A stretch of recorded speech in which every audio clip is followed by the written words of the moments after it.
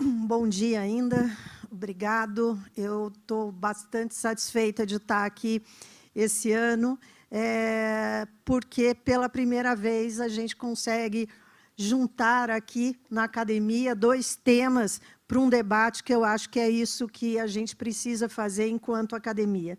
Eu vou discutir um pouco sobre a questão da saúde sustentável, né? E, para a gente começar, eu quero falar um pouco sobre o que efetivamente é saúde. Nós temos uma forma de entender saúde bastante complexa aqui no Brasil, pensando saúde como se fosse o sistema de saúde, o atendimento de saúde. Saúde é muito mais do que isso, né? Saúde, numa definição de 78 anos atrás, já dizia que é o completo bem-estar físico, mental, social e não meramente a ausência de doença ou enfermidade. E nesses anos todos, nesse tempo todo, a gente veio buscando entender como melhorar a qualidade da assistência, como melhorar a qualidade do cuidado da doença e não melhorar a questão da saúde. Então, hoje a gente precisa entender que a saúde ela depende dos determinantes sociais. Isso, mais ou menos, já foi dito aqui, né?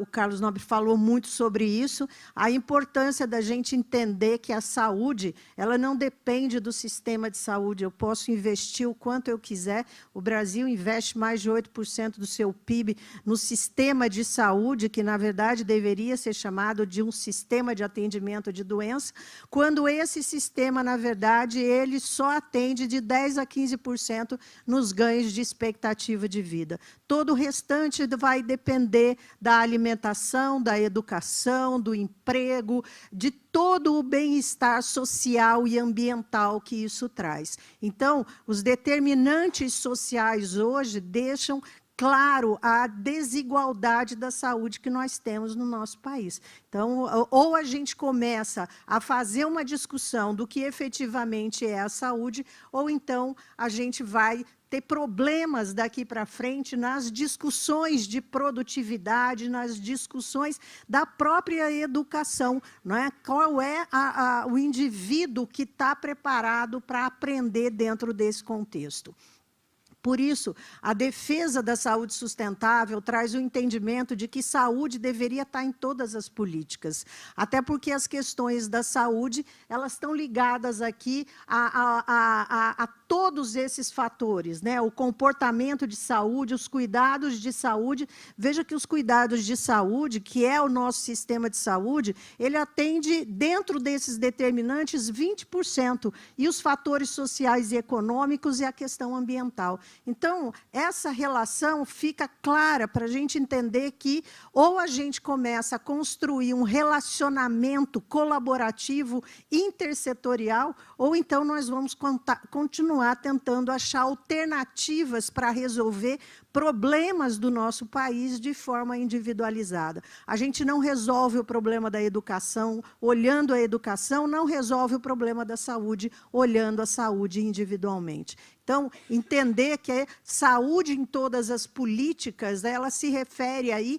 a entender o impacto que a saúde tem dentro desse contexto como um todo. Então, pensar nisso como uma forma de entender toda a desigualdade que a gente tem hoje, né? Não é da gente ficar surpreso que a saúde, essa desigualdade, ela tem crescido, né, e tem se apresentado dentro das questões socioeconômicas. Então, as desigualdades na saúde, na mortalidade e na expectativa de vida, ela é clara. Se eu pensar aqui em São Paulo, a expectativa de vida de quem mora em São Paulo é de 70 anos. Mas, se eu pensar na região sul, eu consigo chegar a 85. Se eu vou para a Zona Leste, não chega a 70.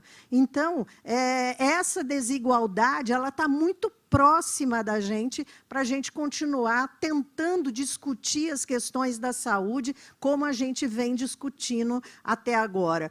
Pessoas idosas analfabetas têm maior probabilidade de ter hipertensão, diabetes, acidente vascular e problemas crônicos aí de coluna. Então, as questões da saúde também estão ligadas às questões da educação. Então, pensar a saúde de uma maneira mais ampla, até porque a gente precisa agora considerar as causas das causas, né? Nós precisamos entender que o crescimento populacional, o envelhecimento da população e as doenças crônicas é a próxima pandemia que a gente vai viver, né? Hoje a gente está vivendo com as doenças crônicas e a gente, às vezes, quando fala sobre isso, lembra do câncer, uma coisa aqui, outra ali.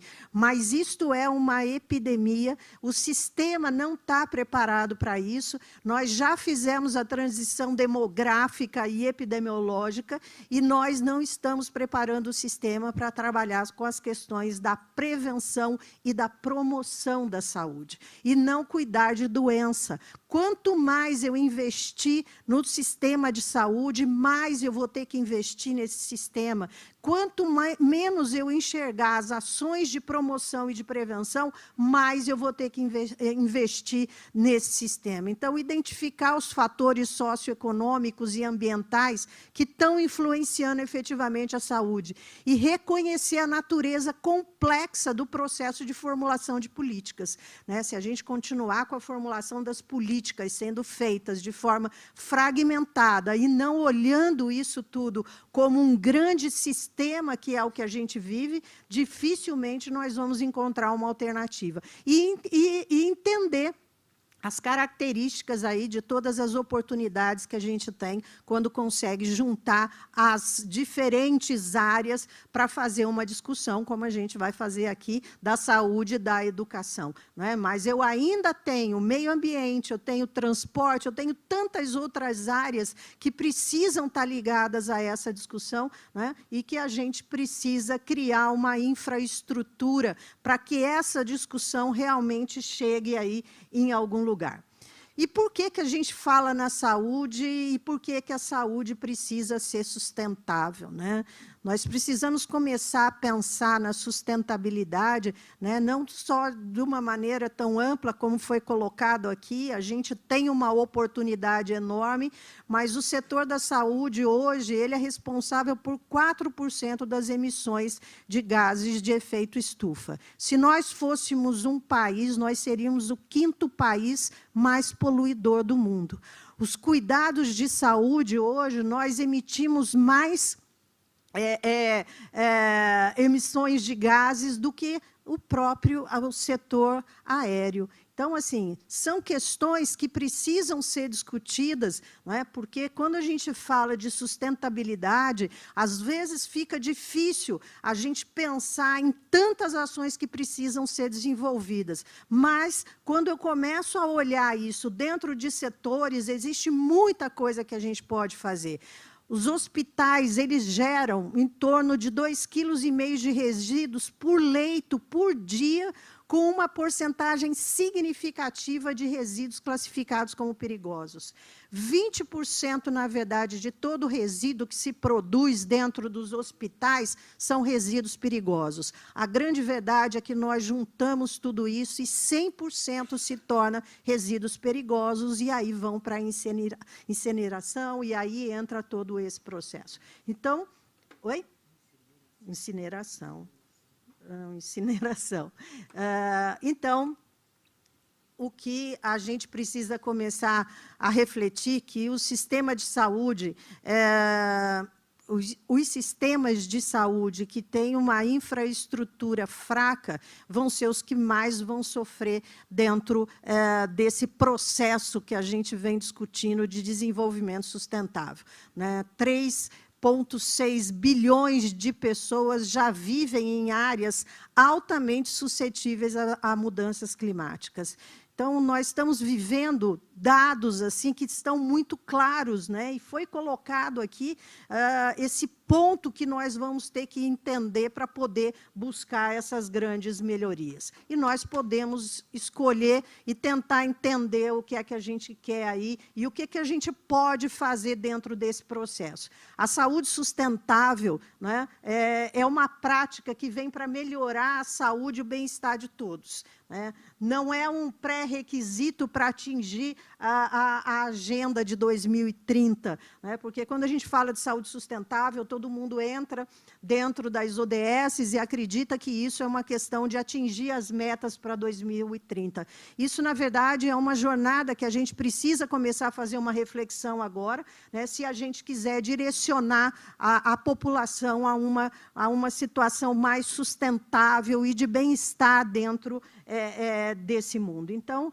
se a gente quiser seguir em frente, o setor da saúde vai ter que fazer uma autoavaliação, né, e tentar entender em que ponto nós estamos dentro dessa jornada.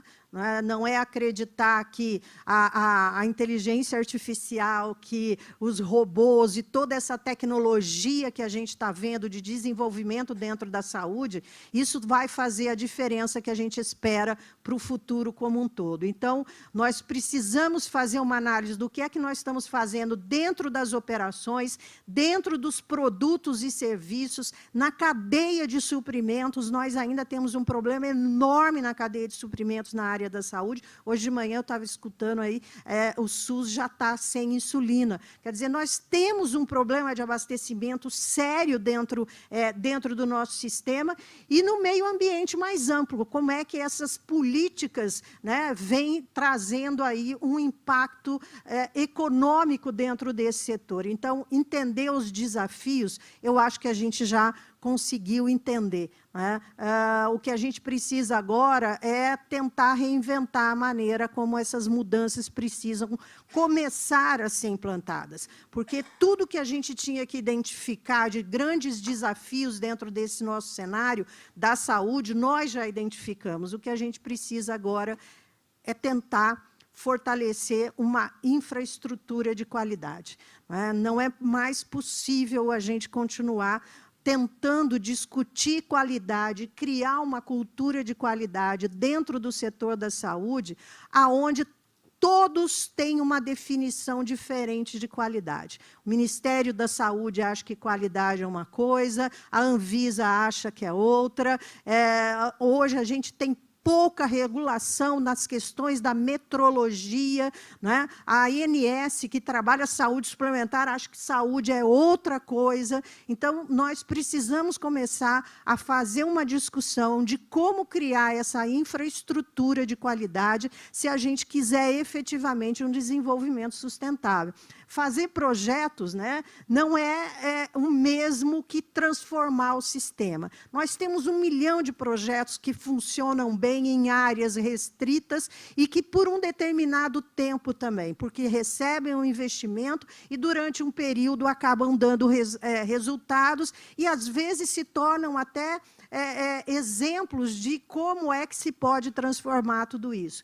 Esses projetos não vão mudar absolutamente nada dentro do nosso cenário. A gente precisa posicionar a questão da qualidade como uma estratégia organizacional, mas uma estratégia que seja suportada por uma infraestrutura que sustente a questão da metrologia, da avaliação de conformidade, das certificações, e tudo isso voltado para o mesmo espaço na procura que a gente tem aí para sustentar essas questões da qualidade. Com todas essas calamidades que a gente está vivendo e vai continuar vivendo, né, criar aí uma boa governança em infraestrutura de qualidade para que a gente tenha uma qualidade resiliente, ela é fundamental, né? Neste momento que a gente está vivendo, né, essa infraestrutura vai ter que aprender a prevenir, a reagir e a recuperar. Nós vivemos a pandemia e nós ainda estamos reagindo a ela. A gente não conseguiu prever, a gente não conseguiu sair dessa estrutura toda e, pior, a gente não conseguiu ainda atingir a recuperação de tudo isso. Então, quando a gente fala de uma infraestrutura de qualidade resiliente, a gente está dizendo de trabalhar de forma intersetorial. Não existe uma cultura de qualidade se eu não tiver o entendimento da inter-relação entre todos os setores dentro do nosso cenário. Então, a gente vai ter que conviver com essas mudanças climáticas e, cada vez mais, isso vai impactar a saúde da população. Então, nós precisamos começar a trabalhar um projeto de prevenção, de reação e de recuperação para que esse sistema seja resiliente e que se possa garantir saúde, e não atendimento de saúde, mas saúde para a população. E saúde vai incentivar a educação, que vai aumentar a produtividade. Tudo isso está relacionado dentro do nosso sistema, que é aonde a gente vive. Kleber, você não precisou mostrar nada. Era isso. Então, dei um tempo.